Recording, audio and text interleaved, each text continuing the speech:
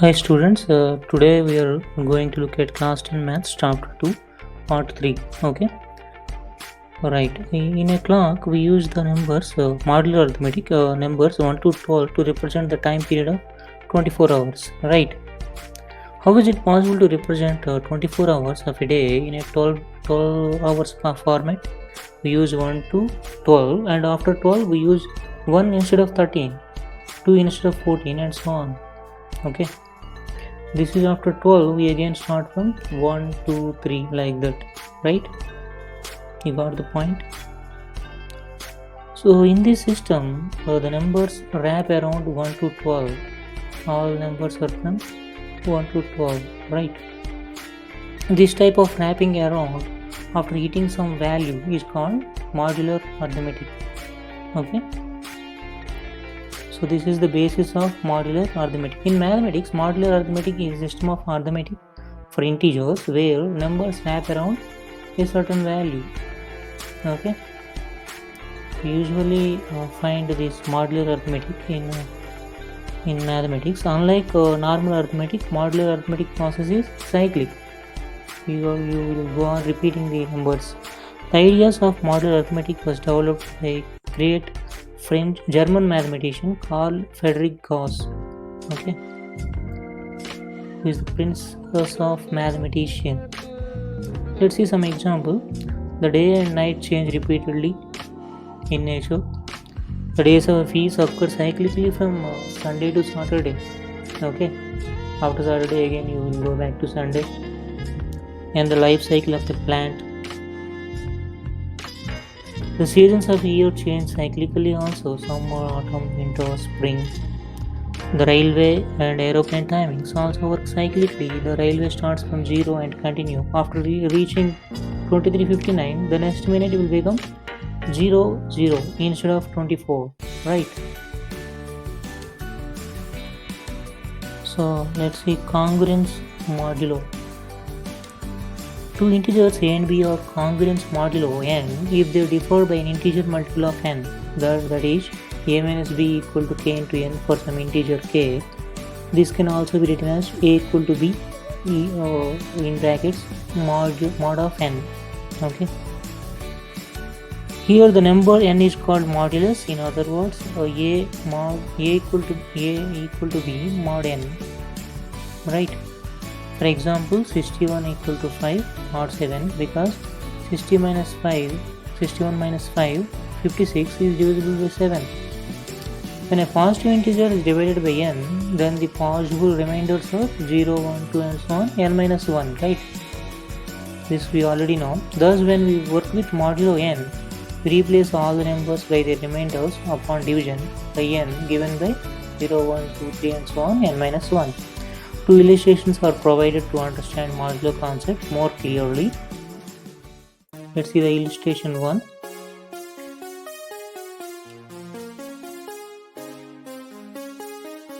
To find 8 mod 4. With a modulus of 4, since the possible remainders are 0, 1, 2, 3, we make a diagram like a clock with numbers 0, 1, 2, 3. Right?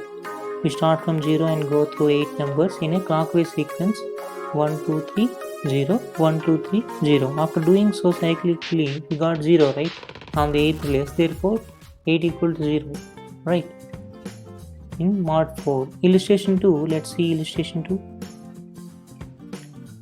To find minus 5 mod 3, with a modulus of 3, since the possible remainders are 0, 1, 2, we make a diagram like a clock with numbers 0, 1, 2.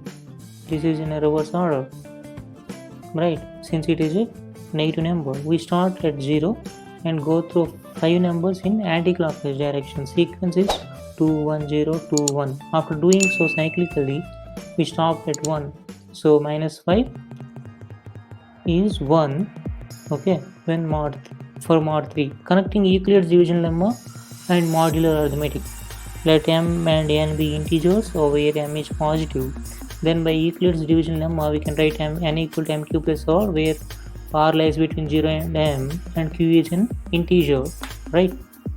Instead of writing n equal to mq plus r, we can use the we can say n is congruent, right? N equal to m cube plus r, or n minus r equal to m cube.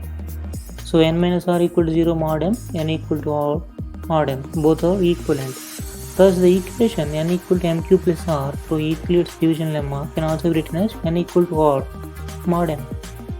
Okay. Two integers a and b are congruent modulo m, written as equal to b, if they leave the same remainder. Okay. Let's see some modulo operations. Similar to basic arithmetic operation like addition, subtraction, and multiplication performed in numbers, we can think of performing same operations in modulo arithmetic. Okay. The following theorem provides the information of doing this.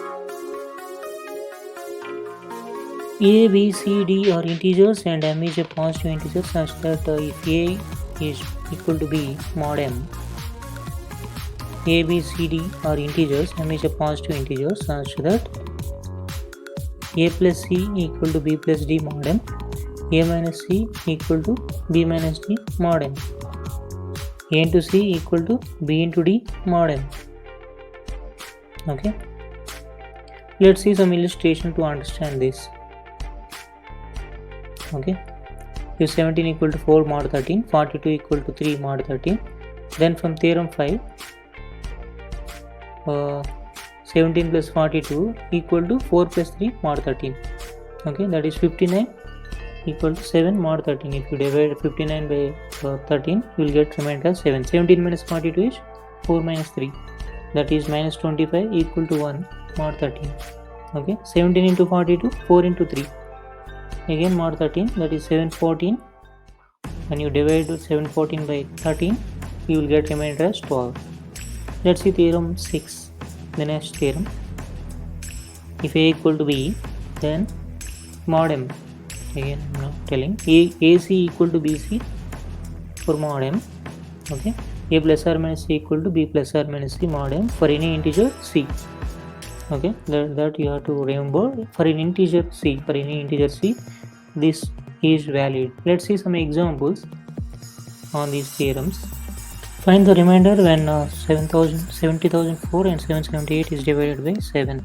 In the first case, 70,000 is perfectly divisible by 7, so 4 is the remainder. What about the second case, that is 778? So 777 is perfectly divisible by 7, so the remainder is 1. Okay, so first case it is 4 as I told earlier. Second case it is going to be 1. Yeah, you can see it on the screen now. Okay, remember the first number is 70,004. Okay, so 70,000 is perfectly divisible by 7, right? So the remainder, whatever the remainder remains, that is the answer in this case. So second case it is 1, obviously, right? For the modulus 7. Okay, determine the value of D such that 15 equal to 3 mod D. That means when 15 is divisible by D, you have to get the remainder 3. Okay, 15 minus 3 is 12. Okay, you must find the all factors for 12. All factors for 12 are 1, 2, 4, 6 and 12. Okay, all these are the factors of 12, but since the remainder must be 3, the number must be greater than 3. Okay, according to our theorem. So 4, 6, 12 are the possible answers. There are 3 answers: 4, 6 and 12. Right? Now let's go to the next problem. Find the least positive value of x such that 67 plus x equal to 1 mod 4, 98 equal to x plus 4 mod 5. Okay, so let's see the first problem first. 67 plus x equal to 1 mod 4. So when you divide with the 4, it must be, the remainder must be 1. Okay, 68 is perfectly divisible by 4, so this must be 69.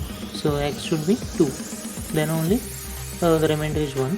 In the second problem, 98 equal to x plus 4 mod 5. Okay, mod 5 means the greater number is 4, right? 98 is perfectly divisible, not divisible by 5. 95 is divisible by 5. So 3 is the remainder. since it is 4 plus x, it must be 4. X must be, the minimum number should be 4, such that when 8 is divided by 5, again 3 comes as the remainder. Okay, you got the point? Right. Let's move on to the next problem. Solve 8x equal to 1 mod 11. Okay, alright. Okay, that means 8x minus 1 is perfectly divisible by 11. So 11 times k you can assume. So x is nothing but 11k plus 1 divided by 8. Okay, that is as shown in the diagram. Okay, for k values 5, 13, 21, 29, it is valid. You will get integer x as integer 7, 8, 29, 40 like that. Okay, that is the answer. Compute x such that 10,000 equal to x mod 19. Okay, okay, 100 when you divide by mod 19, you'll get 5. Okay, 10,000 is nothing but 100 square, 100 into 100, so you should get 25. 25 is nothing but 6, so the answer is 6. Next one is find the number of integer solutions of 3x equal to 1 mod 15. So 3x minus 1 is multiplied by 15, so 3x minus 1 equal to 15k, or x equal to 15k plus 1 by 3, or 5k plus 1 by 3. Okay, so integer solution is not possible, so because 1 by 3 is there. Okay, let's see the next problem. A man starts his journey from Chennai to Delhi by train. He starts at 10:30 hours on Wednesday. If it takes 32 hours of traveling time, and assuming that the train is not late, when will he reach Delhi? Okay, 32 hours, right? That is simple mathematics. Just 24 hours you add, again 10:30 by Thursday he will be still there in the train. Again 8 more hours are there. Okay, now we add that 8 hours to 10:30, that is at 18:30. If you subtract 12 hours, again 6:30, so 6:30 a.m. He will be there in the 6:30 a.m. Friday. He will be there in the destination station. Okay, since the train is not late. Okay, you got the point. Let's see the next problem. Okay, Kala and Vani are friends. Kala says today is my birthday, and she asks Vani, when is your birthday? Vani replies, today is Monday and I celebrated my birthday 75 days ago. Find the day when Vani celebrates her birthday. Okay, that is the problem. Let's look into the problem. So guys, if you apply the same logic, 77 days, it should be divisible by 7. 77th day is the Monday. Okay, 75th day you have to traverse back. That is 76th is Tuesday, and last one 75th is Wednesday. So Wednesday is her birthday. Okay, that's it guys. This is the end. We will see you in the next session with the next part. Okay, thank you. Hi students, today we are going to look at class 10 maths chapter 2 part 3. Okay, alright, in a clock we use the numbers modular arithmetic numbers 1 to 12 to represent the time period of 24 hours, right? How is it possible to represent 24 hours of a day in a 12 hours format? We use 1 to 12, and after 12 we use 1 instead of 13, 2 instead of 14, and so on. Okay, this is after 12, we again start from 1, 2, 3 like that, right? You got the point? So in this system, the numbers wrap around 1 to 12. All numbers are from 1 to 12, right? This type of wrapping around after hitting some value is called modular arithmetic. Okay, so this is the basis of modular arithmetic. In mathematics, modular arithmetic is a system of arithmetic for integers where numbers wrap around a certain value. Okay, we usually find this modular arithmetic in mathematics. Unlike normal arithmetic, modular arithmetic process is cyclic. You will go on repeating the numbers. The ideas of modular arithmetic was developed by great French German mathematician Carl Friedrich Gauss, okay, who is the princess of mathematician. Let's see some example. The day and night change repeatedly in nature. The days of a feast occur cyclically from Sunday to Saturday. Okay, after Saturday again you will go back to Sunday. And the life cycle of the plant. The seasons of year change cyclically also: summer, autumn, winter, spring. The railway and aeroplane timings also work cyclically. The railway starts from zero and continue. After reaching 23:59, the next minute will become 00 instead of 24. Right. So let's see congruence modulo. Two integers a and b are congruence modulo n if they differ by an integer multiple of n. That is a minus b equal to k into n for some integer k. This can also be written as a equal to b in brackets mod of n. Okay. Here the number n is called modulus. In other words, a equal to b mod n. Right. For example, 61 equal to 5 mod 7 because 60 minus 5, 61 minus 5, 56 is divisible by 7. When a positive integer is divided by n, then the possible remainders are 0, 1, 2 and so on, n minus 1, right? This we already know. Thus, when we work with modulo n, we replace all the numbers by their remainders upon division by n given by 0, 1, 2, 3 and so on, n minus 1. Two illustrations are provided to understand modulo concept more clearly. Let's see the illustration 1.